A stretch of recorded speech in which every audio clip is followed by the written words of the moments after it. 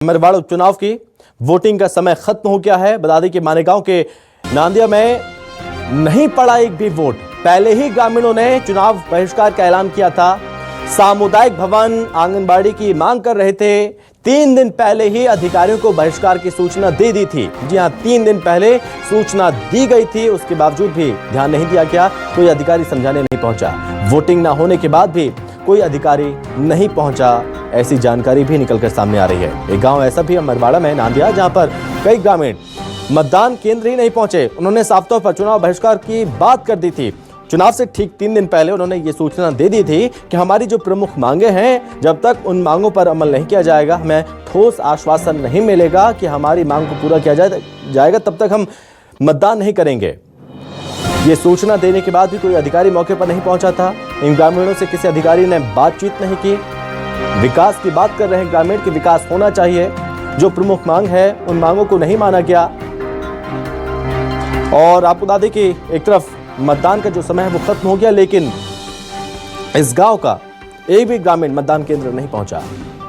ज्यादा जानकारी के साथ संवाददाता शरद पाठक हमारे साथ जुड़ रहे हैं। शरद, वाकई में बड़ी हैरानी की बात है कि विकास के लिए अभी भी यहाँ पर इन ग्रामीणों को लड़ना पड़ता है, सड़कों पर उतरना पड़ता है, धरना प्रदर्शन करना पड़ा। 3 दिन पहले सूचना दी गई थी, उसके बाद भी कोई अधिकारी इनके पास नहीं पहुंचता है। एक भी वोट इस गांव का नहीं पड़ा, ऐसी जानकारी सामने आई है। जी हाँ, ये बात बिल्कुल सही है कि ग्रामीणों ने पहले ही प्रशासन को जवाब दी थी और साथ ही राजनीतिक दलों के जो प्रतिनिधि थे उनको भी आगाह किया था कि यदि हमारी मांग नहीं मानी गई तो हम मतदान में भाग नहीं लेंगे। लेकिन उसके बावजूद भी ना तो नेताओं ने उस पर ध्यान दिया और ना ही प्रशासन ने उस पर ध्यान दिया। लिहाजा आज सुबह 9 बजे से वो सब एकत्र होकर चौपाल लगाकर धरने पर बैठे रहे, लेकिन फिर भी कोई बड़ा अधिकारी वहां नहीं पहुंचा। जनपद के जो सीईओ है वो वहां पहुंचे थे, एक मंडल अध्यक्ष भी वहां पहुंचे थे, लेकिन कोई बड़ा प्रशासनिक अधिकारी वहां नहीं पहुंचा। और ग्रामीणों ने अंततः लोगों की बात नहीं मानी और मतदान आज वहां नहीं हुआ। पूरा पोलिंग बूथ खाली रहा। किसी भी ग्रामीण ने मानेगांव पहुंचकर वोट नहीं डाला। पूरा गांव वहां एक जगह एकत्र रहा। शरद, अगर हम बात करें इस गांव की, कुल कितने मतदाता रहते हैं इस गांव में जो कि अपने मत का प्रयोग करते हैं, कितनी संख्या है उनकी?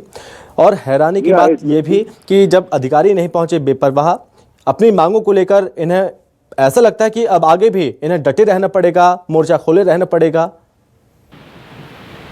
ये इस गांव में 548 मतदाता हैं जी। और ये जो मानेगांव जहां पर पोलिंग बूथ बना हुआ ग्राम पंचायत में, वहां से 3 किलोमीटर की दूरी पर है ये गांव जी। और ग्रामीणों का कहना ये है कि हमें यहाँ पर सरकारी योजनाओं का कोई लाभ नहीं मिलता है। जो भी योजनाएं आती हैं वो मानेगांव में रहकर सीमित हो जाती हैं।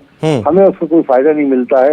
हमें जो इस तरह की जैसे लाडली बहना योजना है या और भी दूसरी योजनाएं बनती हैं, उसका लाभ हमारे पास तक नहीं पहुंच पाता है।